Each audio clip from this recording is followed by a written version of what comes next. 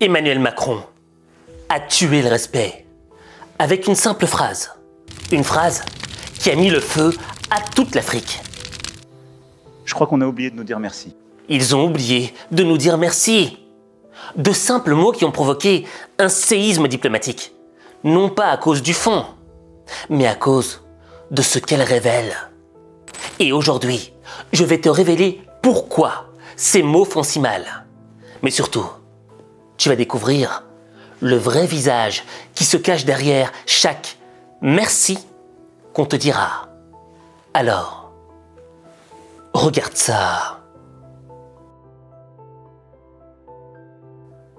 Je te promets que tu ne vas pas en croire tes oreilles quand tu vas entendre le discours d'Emmanuel Macron. On est un lundi matin, c'est la conférence des ambassadeurs. Emmanuel Macron s'approche du micro, il va prendre la parole. Et là, il lâche une bombe. Nous avions une relation sécuritaire. Elle était de deux natures en vérité. Il y a une partie, c'était notre engagement contre le terrorisme depuis 2013. On avait raison. Je crois qu'on a oublié de nous dire merci. C'est pas grave, ça viendra avec le temps. L'ingratitude, je suis bien placé pour le savoir, c'est une maladie non transmissible à l'homme. Mais je le dis pour tous les gouvernants africains qui n'ont pas eu le courage vis-à-vis de leurs opinions publiques de le porter, aucun d'entre eux ne serait aujourd'hui avec un pays souverain si l'armée française ne s'était pas déployée dans cette région. On est parti parce qu'il y a eu des coups d'État, parce qu'on était là à la demande d'États souverains qui avaient demandé à la France de venir. À partir du moment où il y a eu des coups d'État, où les gens ont dit « notre priorité, c'est plus la lutte contre le terrorisme, c'est ceci ou cela qu'importe », la France n'y avait plus sa place, parce que nous ne sommes pas les supplétifs de putschistes.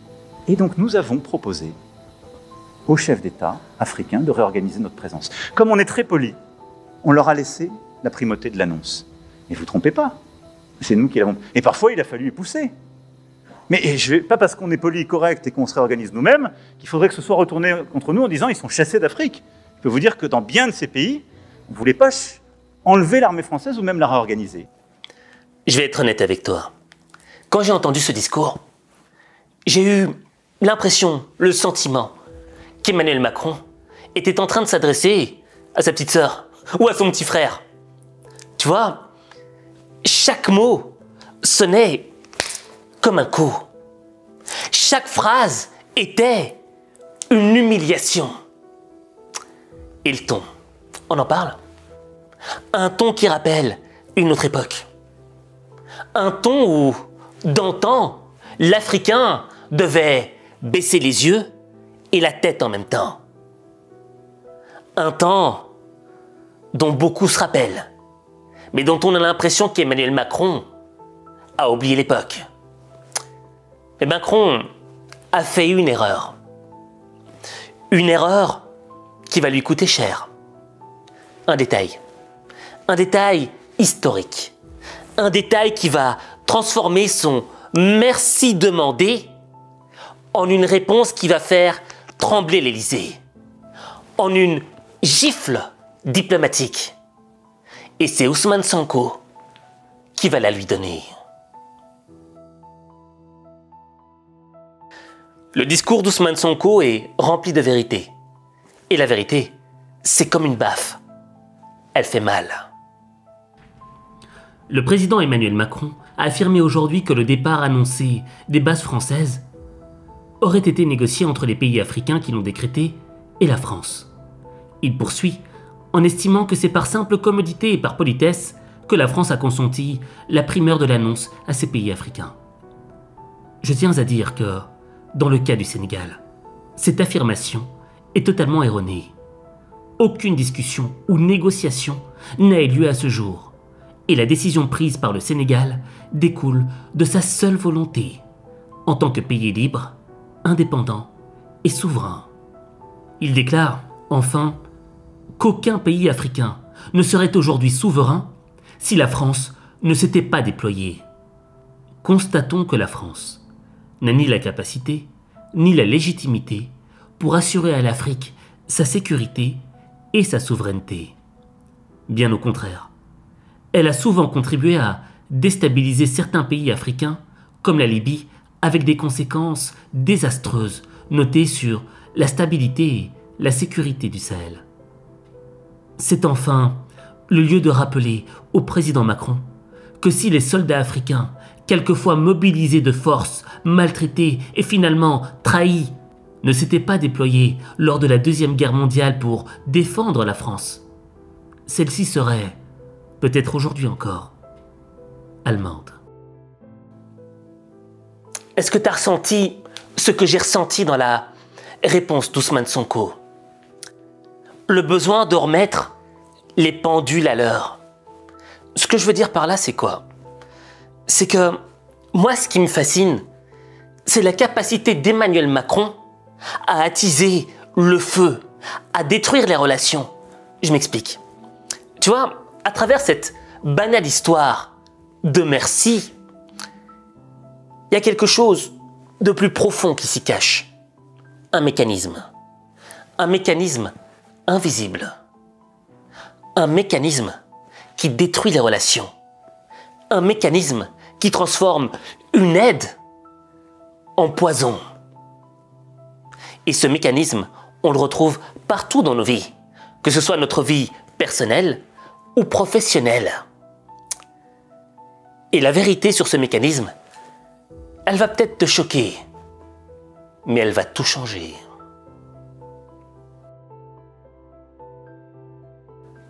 Je vais te révéler ce qui se cache vraiment derrière un merci qu'on nous demande. Dans le fond, un merci, ça paraît anodin, ça paraît inoffensif. Un petit merci, c'est pas grand-chose. Mais quand quelqu'un te demande de dire merci, en réalité, c'est un piège. Pourquoi? Parce que dans le fond, quand je te demande de me dire merci, c'est un petit peu comme une reconnaissance de dette. Hé, sans moi, tu serais jamais arrivé. Si j'étais pas là, t'aurais rien fait. T'as déjà entendu ce genre d'expression qui t'est balancée en pleine face? Cette expression qui demande un besoin de reconnaissance? Et c'est là que tu te rends compte qu'en réalité, ce merci demandé, c'est un poison. Un poison parce que il t'enchaîne. Le service devient une prison. Et tu dois quelque chose à l'autre personne. Prenons le cas, par exemple, d'Emmanuel Macron. Je crois qu'on a oublié de nous dire merci. C'est pas grave, ça viendra avec le temps. L'ingratitude, je suis bien placé pour le savoir, c'est une maladie non transmissible à l'homme. Mais je le dis pour tous les gouvernants africains qui n'ont pas eu le courage, vis-à-vis de leurs opinions publiques, de le porter, aucun d'entre eux ne serait aujourd'hui avec un pays souverain si l'armée française ne s'était pas déployée dans cette région. Quand Emmanuel Macron prononce la phrase « Sans nous, vous ne seriez pas souverain », il y a une traduction. La traduction, c'est « Sans nous, vous ne serez rien. Sans nous, vous ne seriez pas libre. » Et dans le fond, quand toi, t'es président d'un pays souverain, comment est-ce que tu prends ces propos? Ces propos, ces propos. C'est un peu du popo, c'est beau aussi, hein. Ben, tu les prends comme une humiliation. Mais une humiliation de nature violente. C'est dit en public, c'est dit lors de la conférence des ambassadeurs. Et c'est là qu'on comprend la vraie nature du merci demandé par Emmanuel Macron. C'est pas un merci de gratitude, non. C'est un merci d'allégeance. C'est pas un merci de reconnaissance, non. C'est un merci d'obéissance. Je vous ai aidé. Sans moi, vous ne seriez jamais parvenus. Donc maintenant, vous avez une dette envers nous. Et ça tue le respect. Et tu vois, dans nos vies quotidiennes, à toi et à moi, on va faire face à des gens qui vont nous demander des merci. Mais ce qui est difficile, c'est de distinguer le merci sincère du merci à la Macron. Et il y a un philosophe qui a vécu il y a 200 ans de cela, un vrai génie, qui a percé le secret du merci sincère, qui a percé le secret pour distinguer les merci à la Macron et les bons merci. Et je te jure que quand tu es capable de comprendre la réalité d'un merci, ça change absolument tout. Et je te propose de découvrir qui est ce philosophe.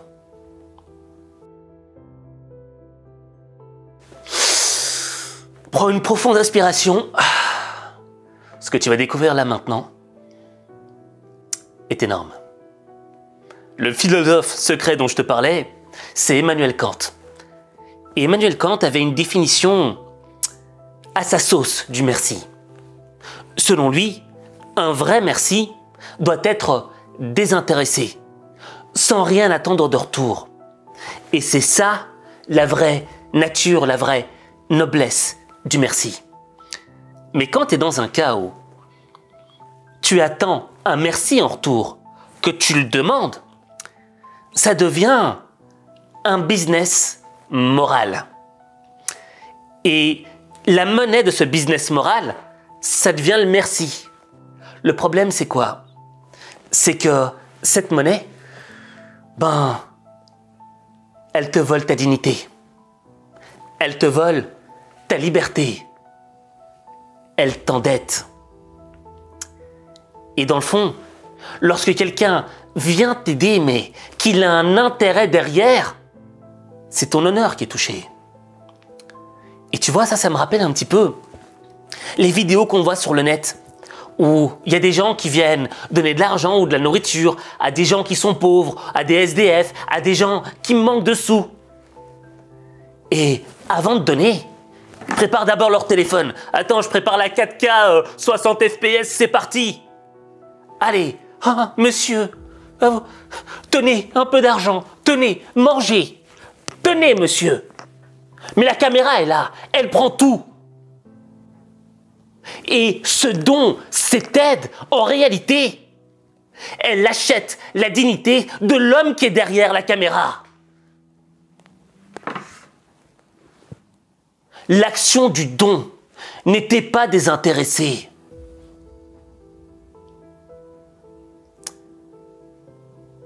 Alors tu vois, nous déjà à notre échelle, ça nous fait quelque chose. Mais mets ça à l'échelle d'un pays. Quand tu as des millions de gens qui comptent sur toi, que tu manages des millions de gens quand tu es président ou ministre. Mais la claque, la violence de ces mots, ça tue le respect. Raison pour laquelle Ousmane Sonko, le président du Tchad et tous les dirigeants africains ont décidé de répondre à Emmanuel Macron et de définir ses propos comme étant méprisants. Tu vois, pour moi, l'exemple du vrai merci, c'est celui qu'on n'entend pas. Le merci dans sa valeur la plus noble, dans sa forme la plus belle, c'est celui que l'on n'entend pas, mais que l'on voit. Tu vois, je vais te donner un simple exemple. Tu vois, quand t'es né, et que t'as grandi, que t'as eu 20, 25, 35, 45 ans, est-ce que ta mère t'a déjà approché et t'a dit « Hé, ce serait bien de me dire quand même merci, hein, je t'ai fait naître. Je t'ai porté pendant 9 mois, hein. Oh, j'ai mal dormi à cause de toi.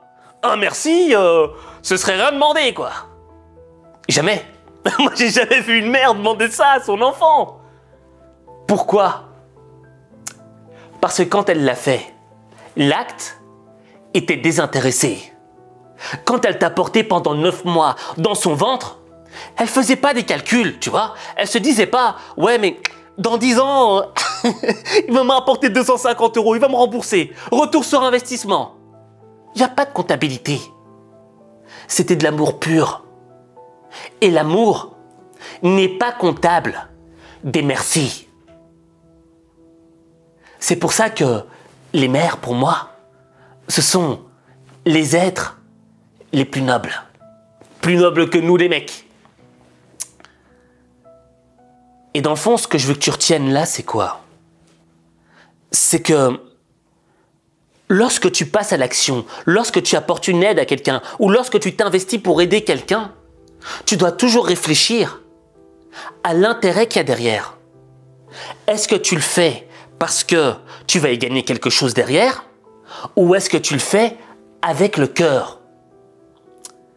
Parce que c'est ça qui fait toute la différence. Si tu le fais en attendant quelque chose derrière, tu vas très vite être déçu. Mais si tu le fais parce que ton cœur est impliqué, parce que tu as envie d'apporter un changement, tu n'auras pas besoin d'attendre le merci.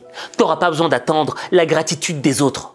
Parce que l'acte que tu auras réalisé nourrira déjà ta gratitude personnelle.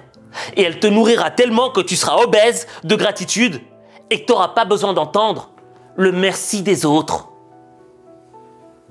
C'est ça la différence entre un merci à la H5 Motivation et un merci à la Emmanuel Macron. Et quand tu comprendras ça, tu transformeras ta vie. Mais ta vie, il n'y a que toi qui peux la transformer. Il n'y a que toi.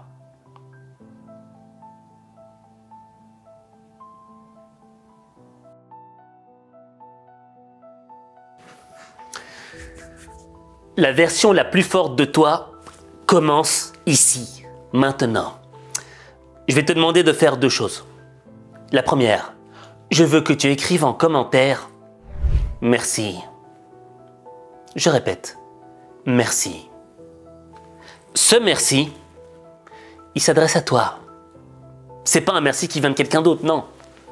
C'est ton merci à toi.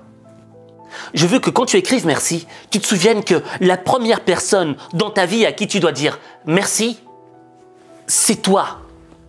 Et quand tu es capable de te dire des merci, t'as pas besoin de la gratitude des autres. Et là, tu transformes ton esprit. T'es un petit peu un esprit à la Temujin. Temujin Gengis Khan, l'un des empereurs les plus puissants de tous les temps. Le mec disait « Je me moque de ce que les autres pensent de moi. Je me moque de la gratitude des autres. Parce que j'ai confiance en moi. Parce que je sais être gratifiant avec ma personne et ne pas être constamment dans la culpabilité. Parce qu'on va pas se mentir, on est très souvent dans la culpabilité et le regret. Mais c'est pas de ta faute. C'est parce que le système dans lequel on vit veut qu'on ressente ce genre d'émotion. Pourquoi? Parfois ça sort pas. Pour pas qu'on développe pleinement notre potentiel. Parce que si on développait pleinement notre potentiel, dans le fond, on ne serait plus des petits moutons de la société. Et je t'avais parlé d'une deuxième chose. La deuxième chose que je veux que tu fasses, c'est que tu regardes ça. Le 19 janvier, j'organise quelque chose de totalement différent.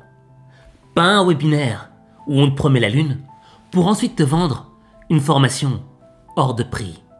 Non. Ici, c'est Boost 2025.